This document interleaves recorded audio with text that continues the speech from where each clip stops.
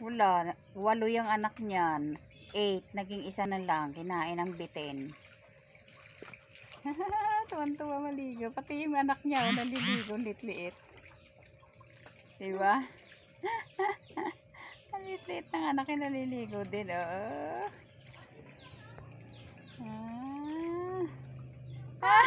Nakikiligo din yung maliit. Nakakatuwa. Hi! Hi!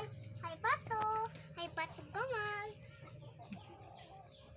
Say mo hi. Hi!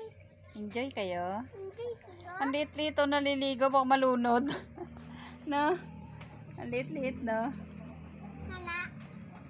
Liit-liit niya. Naliligo din siya. Ayun. Oo. Say mo, baka malunod ka. Kamalunod ka. Ayun, Papa. Wawa naman. Iisa-isa lang. Tapos baka kainin pa ng bitin. Ano? Ayun, umalis na. Iniwan ka na ng mama mo. Ay!